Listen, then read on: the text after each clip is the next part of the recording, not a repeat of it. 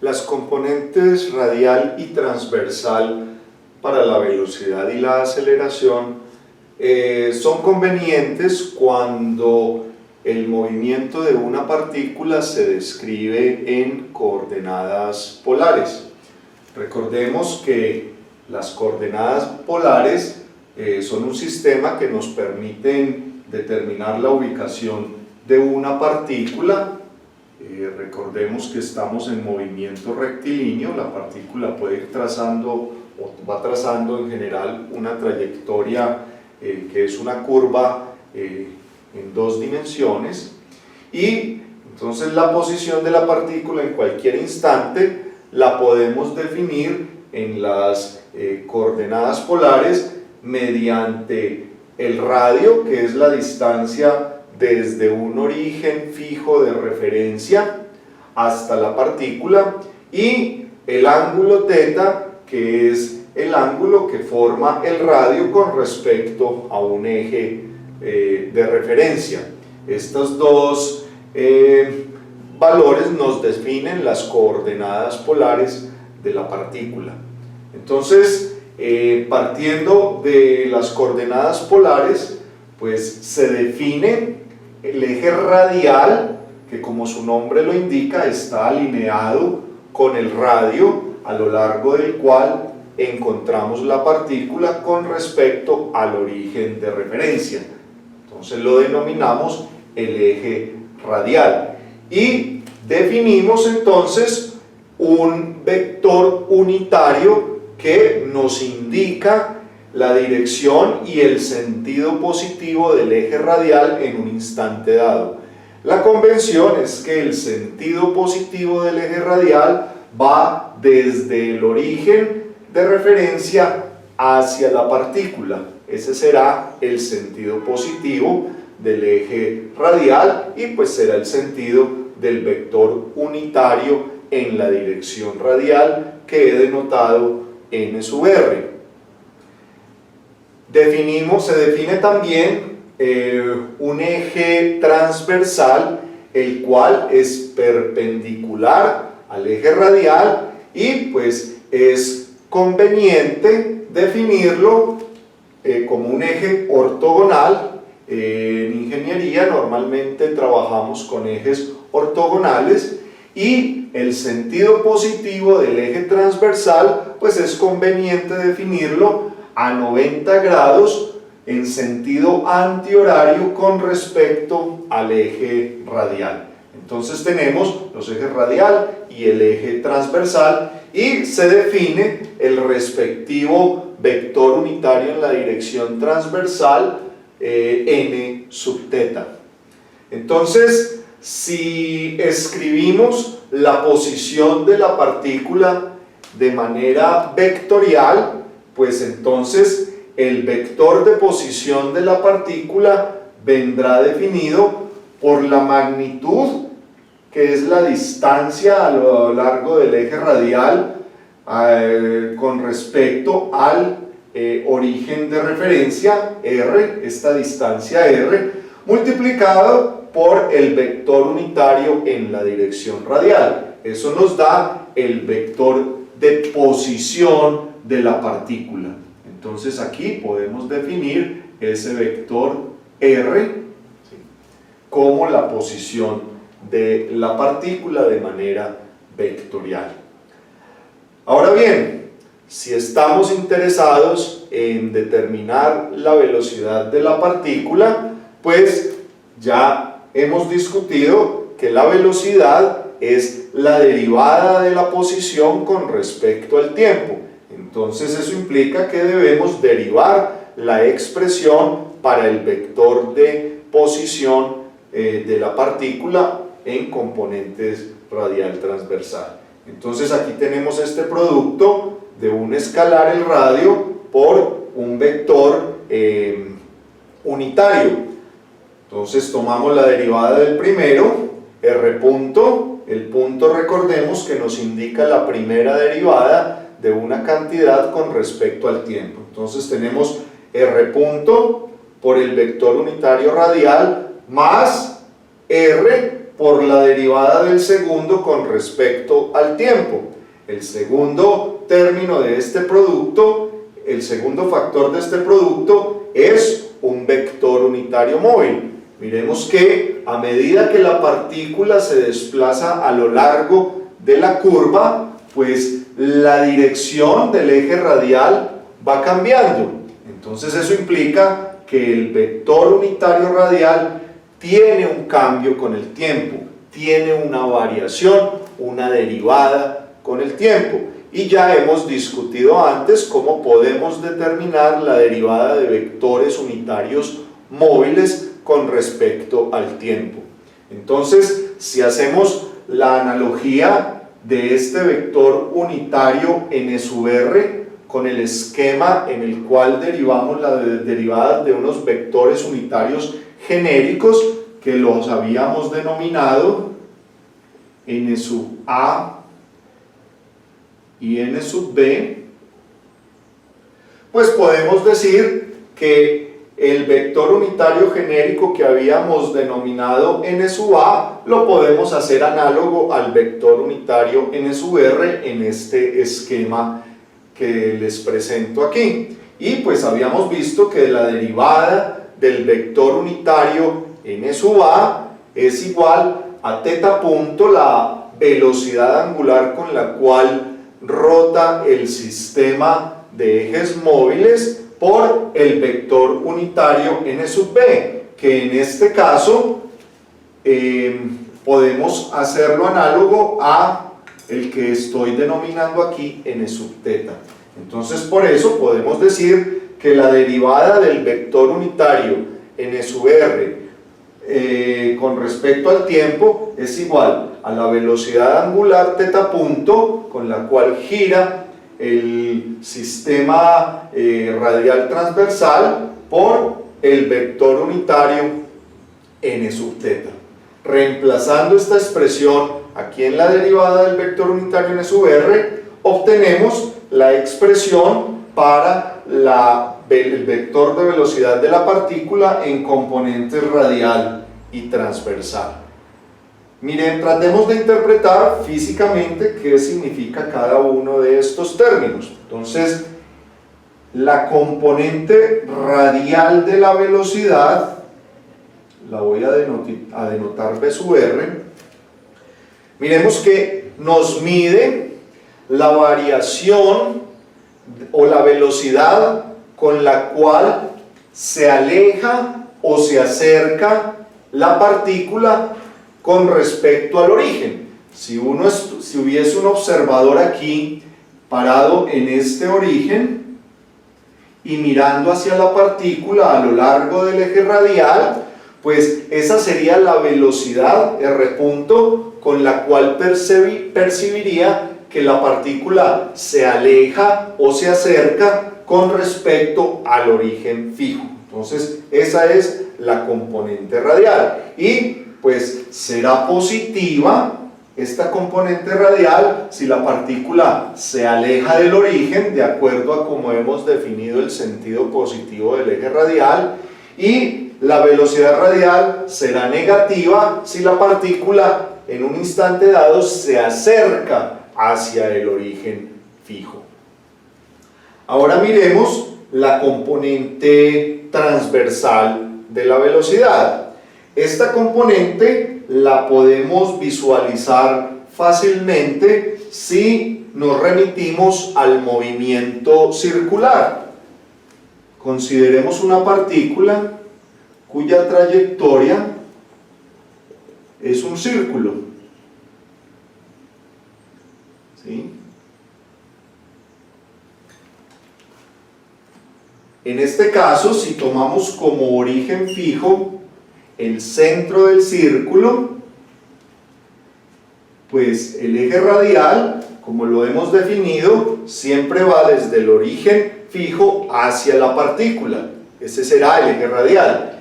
En este caso, en el caso de movimiento circular, pues el radio no cambia, esta magnitud, la distancia con respecto al origen, ¿sí? El radio del círculo no cambia. Entonces, en ese caso, en el movimiento circular, R punto es 0, no tiene variación la distancia con respecto al origen en el tiempo.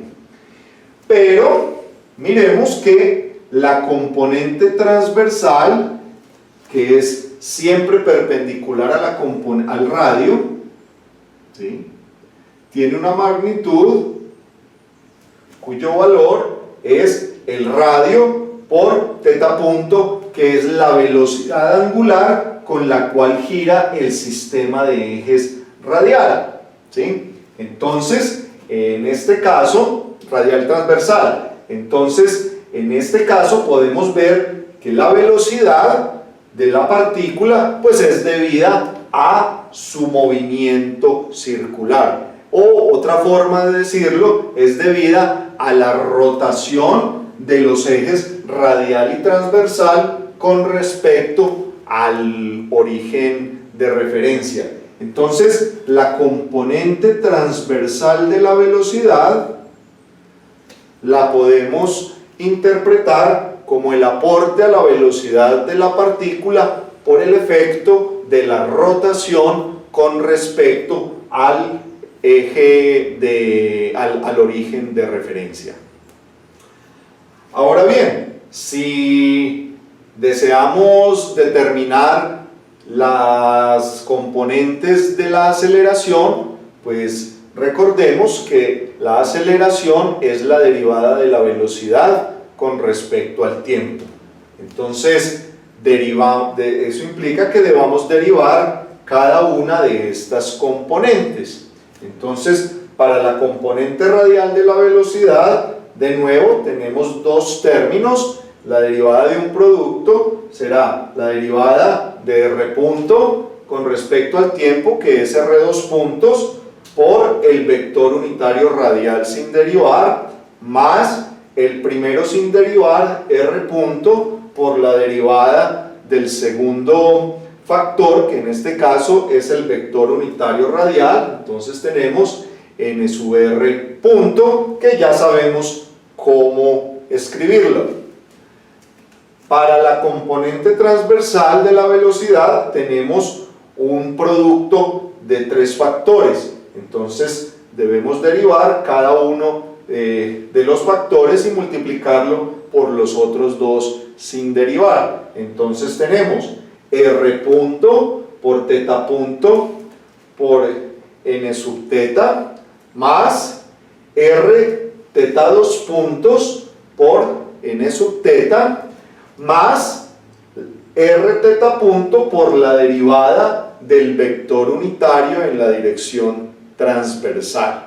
Entonces, de nuevo, volviendo a la analogía entre el sistema radial transversal y el sistema de ejes genérico que nos sirvió para determinar las expresiones de las derivadas de vectores unitarios móviles con respecto al tiempo, pues n sub b, ya dijimos, es equivalente a lo que aquí he denominado n sub teta, y habíamos visto que la derivada de n sub b es menos teta punto por n sub a, que en este caso es lo que he llamado n sub r. Entonces tenemos que la derivada del vector unitario n sub teta con respecto al tiempo es menos la velocidad angular con la cual gira el sistema de ejes móviles por el vector unitario radial.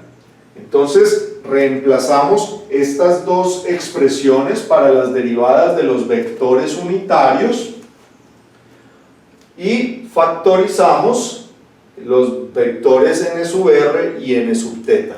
Entonces tenemos la componente radial de la aceleración, a sub r, y la componente transversal de la aceleración. De nuevo, tratemos de darle un significado físico a cada uno de los términos que compone o que conforma cada una de las componentes de la aceleración.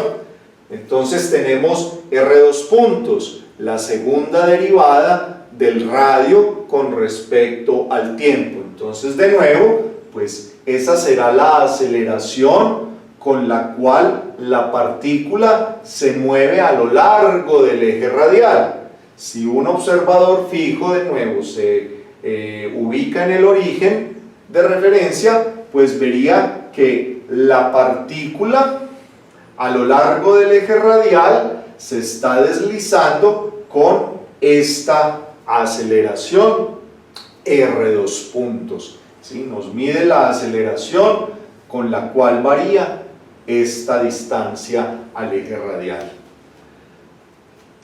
Este segundo término que aparece en la componente radial, vemos que es negativo, o sea que apunta desde la partícula hacia el origen de referencia.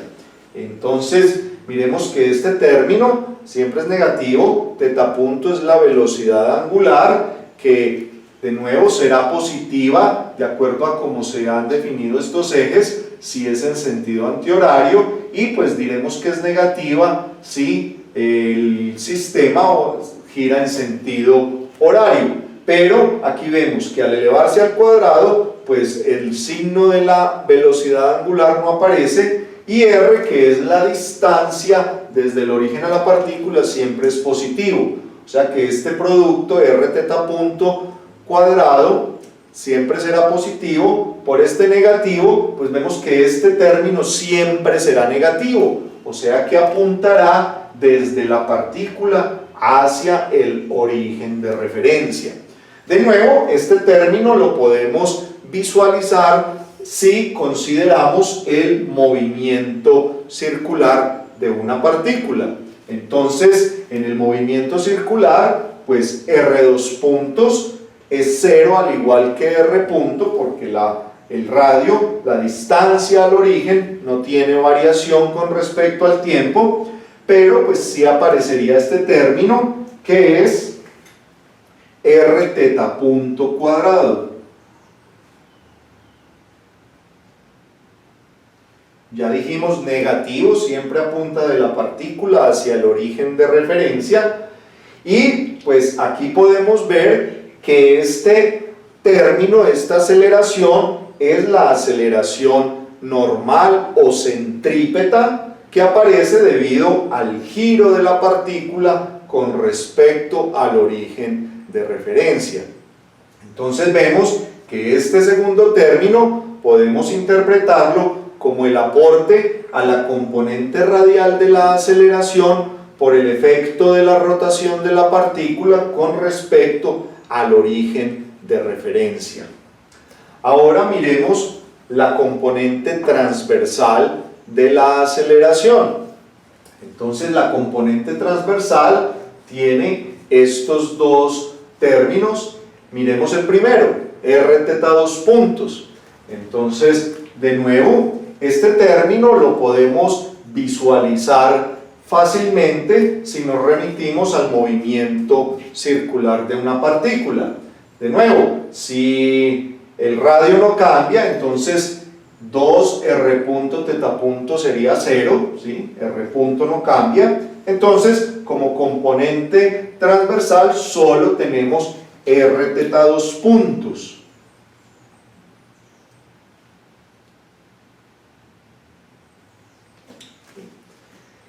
Y esto pues lo identificamos como la aceleración tangencial. Es el radio del círculo por θ2 puntos, que es la aceleración angular, ¿sí?, con la cual gira el sistema de ejes radial transversal en un instante dado, ¿sí? De nuevo, pues será positivo de acuerdo a la definición del eje radial, dependiendo pues de si definimos antihorario una rotación positiva y horario una rotación negativa, como lo tenemos en este esquema. Entonces vemos que este término Rθ2 puntos es el aporte a la componente transversal de la aceleración por el efecto de la rotación de la partícula alrededor del punto fijo O. Y recordemos, es lo que conocemos en el movimiento circular como aceleración tangencial. Ahora, este término, 2r punto teta punto, pues vemos que viene de la suma de estos dos términos acá, ¿sí? R punto teta punto n sub teta, y cuando tomamos la derivada del vector unitario radial y reemplazamos, pues vuelve a repetirse este mismo término. Entonces aparece dos veces R punto teta punto por el vector unitario transversal. Este término ya no es tan directo visualizarlo como los otros términos que hemos mirado, pero es lo que se conoce como aceleración de Coriolis. Este es el término que corresponde a la aceleración de Coriolis. Pero podemos de nuevo tratar de darle una interpretación física a este término. Entonces miremos que este término, ¿sí?, viene de la derivada del vector unitario radial, ¿sí? Recordemos que teta punto n sub teta es la derivada o variación del vector unitario radial con respecto al tiempo. Y pues aquí es lo que tenemos explícitamente. Cuando lo reemplazamos, pues utilizamos esta expresión. Entonces, lo que podemos decir para tratar de tener una interpretación física de la aceleración de Coriolis es la aceleración, ¿sí? Miremos que aquí está multiplicada la variación del vector unitario radial por la velocidad o la componente radial de la velocidad, r punto, ¿sí? R punto multiplicado por esto que es teta punto n sub teta, la variación del vector unitario radial. Entonces, una forma de interpretar la aceleración de Coriolis es como la aceleración que nos mide la variación de la velocidad radial r punto por el efecto de la rotación de la partícula alrededor del origen fijo. Es como si algo estuviera empujando aquí a la velocidad radial r punto y en un instante dado la está obligando a cambiar de dirección, ¿sí? Entonces, de nuevo, no es tan fácil visualizarla ya como las otras, pero es una interpretación que se puede dar. Es la aceleración que obliga o que mide la variación de la velocidad radial por el efecto de la rotación. Un aspecto para tener en cuenta con respecto a las unidades es que en el sistema internacional el ángulo se debe expresar en radianes, ya que el radian es un cociente entre una longitud de arco y el radio del arco. Entonces el radian es una unidad adimensional, y esto con el propósito de no afectar las demás unidades con las cuales se multiplique. Entonces, para la velocidad angular teta punto, pues debemos trabajarla o expresarla en radianes sobre segundo, y para la aceleración angular